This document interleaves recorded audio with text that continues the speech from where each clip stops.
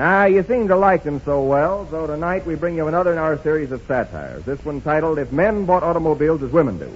Bob Young has just come into the showrooms of Hanley Stafford's used car agency to help Frank Morgan take out a new car. Oh, Morgan. Yeah. Come over here, quick. Yeah? Just feast your eyes on this little car. Isn't it adorable?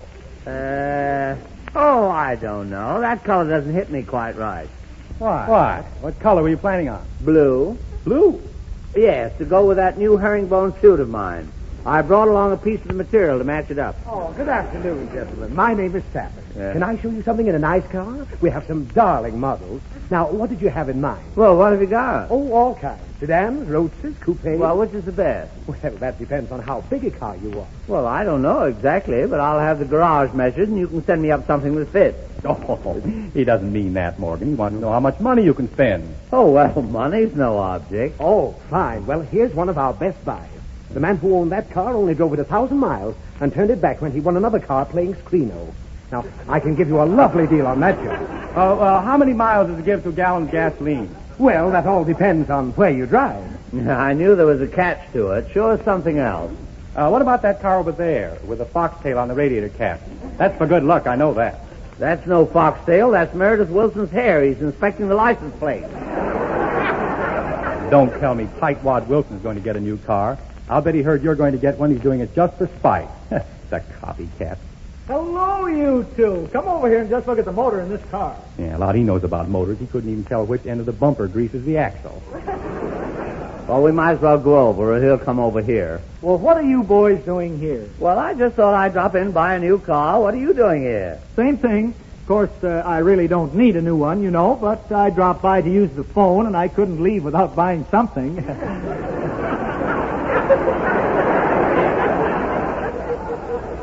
What do you mean you don't need a new car? That upholstered wheelbarrow you're driving around or something? Oh, yeah? Well, there's nothing wrong with it. Now, I've had that car 4 years and never had a wreck. You mean you've had that wreck 4 years and never had a car? Here, you two. Don't be catty. Find anything you like, Mr. Morgan? This model is rather cute, I think.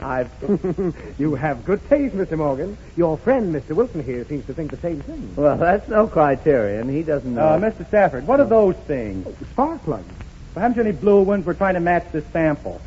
Well, you see, Say, that fan is nice. It'd come in handy in warm weather. Why do they hide it there in back of the radiator? Shouldn't it be in the car? In the car. If the fan is in the car, who's going to keep the flies off the motor? A lot you know. Oh, where did you learn so much about motors, Wilson? My sister was a mechanic. well, I assure you, gentlemen, it's really a dandy little job. Right up to the minute, even to the new type muffler. Muffler? What's that for? Oh, Morgan, how can you be so stupid? The muffler's to put around the motor when it's cold. Well, I suppose that... Everybody can't have a mechanical mind. How should I? Do hope you're a good driver, Mr. Morgan. Yes? Most of our drivers nowadays aren't careful enough. Do you know that right here in this town, a man is knocked down by an automobile every 10 minutes? Well, the poor fellow must be made of cast iron. Oh, Morgan, can I get in the back seat? Well, of course. How does it look from the back there? Hey, this is delightful. Yeah? Mr. Stafford, what a lovely buffalo roll. Does it go with the car? Mm-hmm. Certainly does. Oh, I'll pull it around me. Nice and warm. Turn it round the other way with the fur towards you. With the fur towards me, why? Well, it's warmer that way. It's too bad the buffalo didn't know that.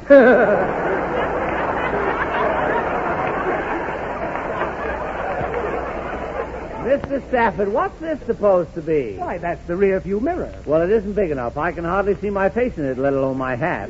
Well, we'll have that fixed for you, Mr. Morgan. As Stafford service. Fixed for him. Mr. Stafford, I've got dibs on this car. I saw it first. Oh, no, you didn't. I did. Why, I was in here looking at it yesterday. I'll take this car, Mr. Stafford. Oh, no, you don't. You sold me this car, Mr. Stafford. Now, please, gentlemen, this isn't the only car in the world. I have another one over here, just as good and maybe even a little better bargain. A better bargain? Well, of course, if Mr. Morgan wants this car so badly. Remember, Wilson, you looked at it yesterday. I'll look at the other car.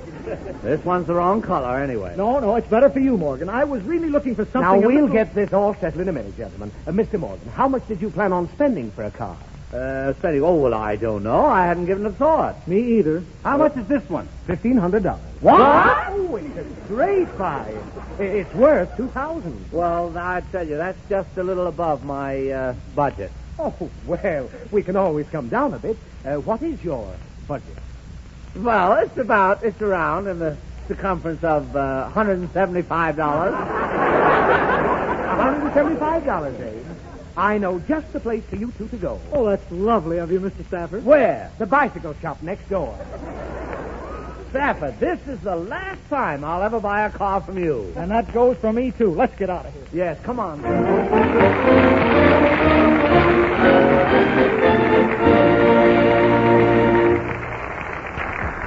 Well, friends, June time is bride time. So tonight I'm going to suggest that we all look in on a typical Mr. and Mrs. Newlywed. Mr. Newlywed is helping with the dinner dishes. Why, darling, you only half finished your coffee. Guess I just didn't want it to. Before we were married, you used to love coffee so.